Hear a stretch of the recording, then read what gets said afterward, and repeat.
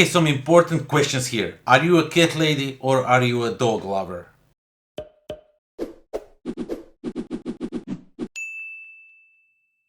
What's up everybody, welcome to the life of a board gamer. My name is Daniel and today we are going to compare a cat lady to a dog lover. So Cat Lady is out for some time now, it's a great game, you know everything about it.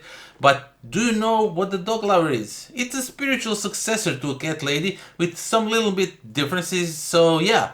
Let's get down to the table, let me show you what you get inside this box and then we'll talk some more about it. Okay, so let me show you what you get in a box of a game called Dog Lover. So first of all, you get the rulebook that very clearly explains you how the game works.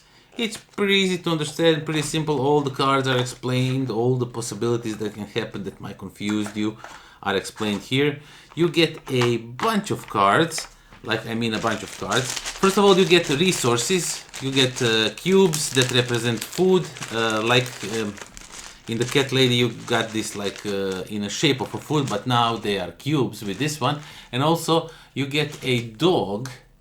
Let me just show it like this. So you get a pug to put on the board, you know, to block some of the cards for other people to take, stuff like that. And of course, you get a score sheet, some silica gel, of course, to keep your games moist free, and then you get a bunch of cards which I'll probably mess up. Come on, don't. Okay, they are all around. Okay, so you get a bunch of cards, and similar to a Cat Lady, so we have some rescue shelters, we have some game cards. Now everything is messed up. Let me just try and divide them in a few different groups just so I can show you what you get in this game, because this game works a little bit differently than the normal game. So we have some more game cards here. Yeah, that's that. So you have like a lot of game cards, as you can see, like a lot, and you will be playing until this stack is like almost empty. And the way you play this game is also like in the game of Cat Lady, or Cat Lady.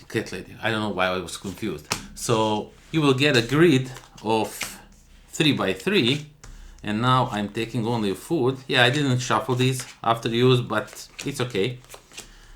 So it doesn't matter. It isn't shuffled. But then you have like training cards, all kinds of different things. We'll go through it. I just want to show you how you pick cards in this game. So usually, and of course you will have some rescue dogs that you can rescue. So you will have some rescue dogs on the side, you know, stuff like that. And you will have these dog tricks. Dog tricks are the main part of this game. So you will have some dog trick on the other side that you can get throughout the game. And each of the players, this game goes, if I'm not mistaken, up to 5. Yep, no, up to 4. So, apologies. But there is 5 different trick cards. So you can play like the standard one, which is just a straight line. Or you can choose to play with the advanced one, which has some different options for you to pick from. And this is the main thing of the game. Usually in a Cat Lady you would just pick one row or one column or one row and pick all of the cards from that row, and then that is that.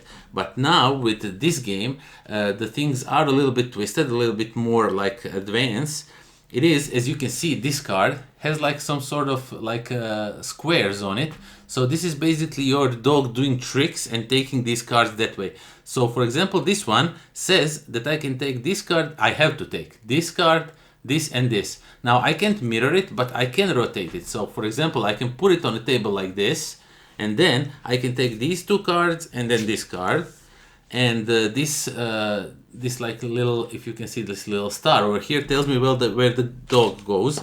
So to block stuff, and the dog goes off the table. Okay, so the dog goes over here, and my turn is done. I take this card back to me.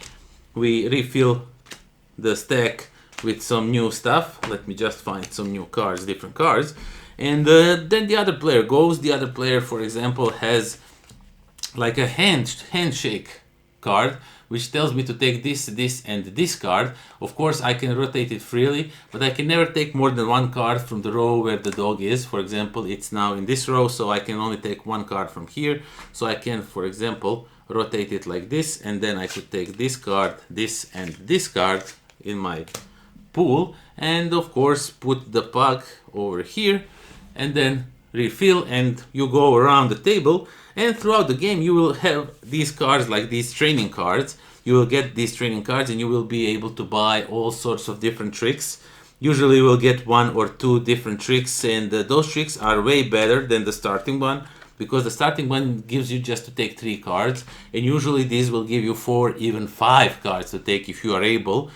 But basically you will always be able to play this one, but these sometimes you can block other players from playing these tricks, because let's say, for example, this one says that you have to take entire middle row, and if your puck sits over here or over here, the middle rows are not, you'll not be maybe able to take it.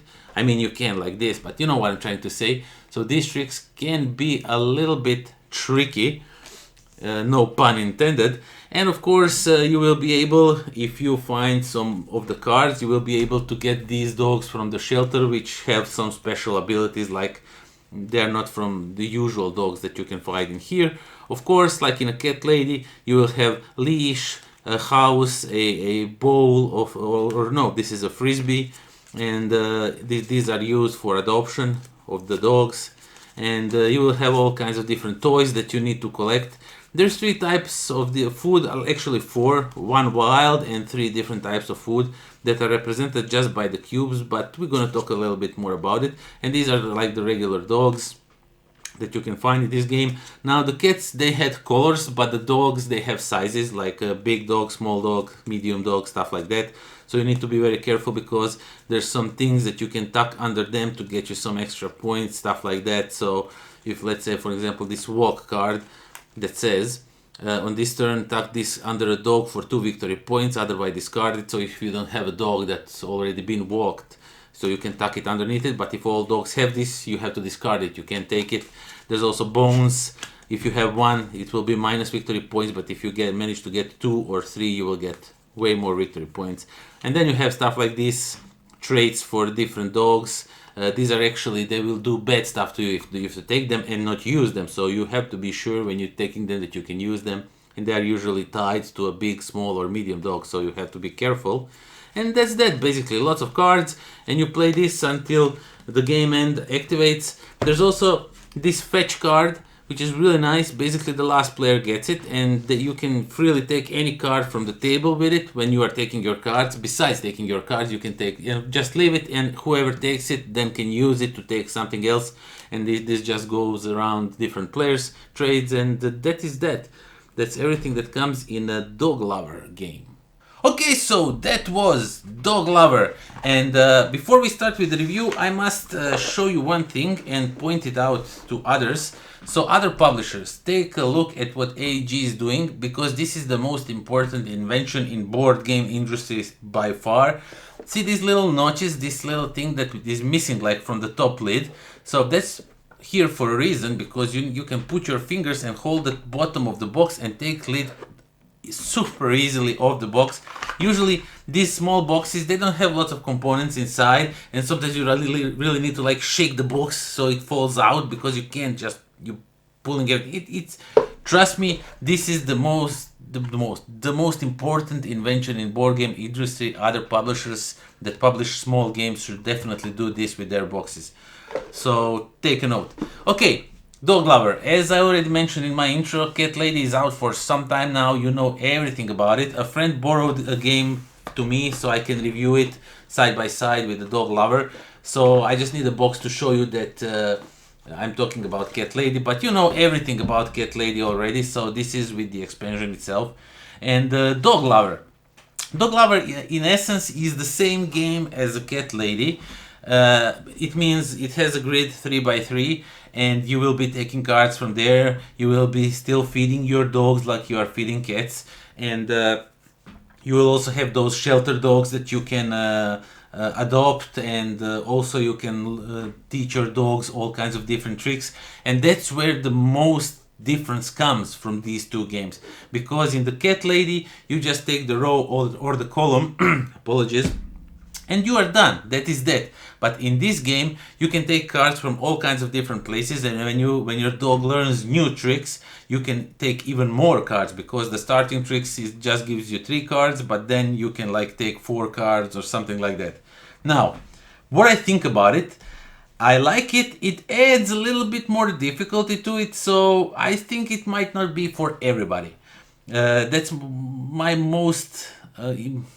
no, I'm not concerned, but that's the thing that I'm thinking that Cat Lady is like super easy game, and it's really not that convoluted. You just take cards, you feed your cats, and you are done with it. With the expansion, it gives you like some goals and some treats and whatnot, but basically it doesn't build up on the complexity of the game. Dog Lover builds the complexity up a little bit. Not too much, just a little bit, and that might throw off some people. So do have that in mind. I personally don't mind it. I like it. I like a little bit of change. Otherwise, you would really have no need to have both. But this way, if you like Cat Lady and you want to upgrade your gameplay a little bit more, give it a little bit more advanced feel, so to say, then you should consider getting Dog Lover, because taking different cards, you know, constantly rotating, trying to figure out what would be the best option for you, it's really interesting. It's fun. And when you get these new tricks and you get even more cards, I feel like there could be a little bit more disbalance in that, because when those training cards come up, whoever gets them first will get new trick first, and they will collect a whole bunch of more cards than you from that point on. So you have to be like super fast to get those training cards as soon as possible. But overall, I think it's a fun game. It doesn't last long, like a Cat Lady. The box says 30 minutes, and I think that's about right. Maybe not for the first play, but after you learn how the game works and after you go through the moves, you know, it can stall a little bit when you are shuffling, when you are rotating cards, trying to figure out what can you get in which position, because when you rotate the cards, different cards you can take from the board, right? So that can prolong it a little bit more, but once you know how the thing works and everything, 30 minutes is pretty real. And yeah, that is that. I think it's a nice upgraded version of the Cat Lady if you are up for it. I know some people just like what they have and they don't want to mess up with the more complexity and everything, because, you know, sometimes these little games are just meant to stay that little games and don't increase in complexity and everything. But I like it. I like when sometimes the complexity is raised and it's not like super, like in the Dog Lover example. It's not like, oh, now it's super complex game. No, it's not. It's still the same game, but it just adds a little bit more complexity to it. So that's my take on a Dog Lover. Do I need to have both? I don't think so. I mean, you can play the Cat Lady or the Dog Lover and the feeling is still the same. But yeah, if you like Cat Lady, you will probably like this one if you want some more added complexity, as I mentioned previously. And that is that. Thank you all for watching. Thank you for subscribing. I will not guilt trip you into subscribing, but if you do subscribe, then these numbers over here will be way better, because lots of you who are watching my videos, I guess I'm guilt tripping you. Yeah, I'm guilt tripping you after all. Look at these numbers. They're just shameful. Lots of you who are watching these videos are not subscribed, and that's just shame. Pure shame. So do subscribe to this channel, because that way we can grow as a channel, as a community, and as I grow, I can bring you even more better videos and whatnot. So yeah, that is it. Also, one more thing, there's also a Patreon in the links down below, so you can check out there. You can see some stuff way earlier than they will show up on this channel, and you will support me that way, so I can invest in better equipment and everything, because all of the money, of the little money I earn there, I just invest back into the channel. So yeah, that is that. Thank you all for watching. Thank you for considering subscribing and checking the Patreon, and until next time. Pozdrav. So are you a cat person or a dog lover? Cat lady or a dog lover? No, cat person. Are you cat lady? Okay, so important So this is basically what's up, everybody? Welcome to... Okay, so that adds some really nice things to it, and yeah, this was a weird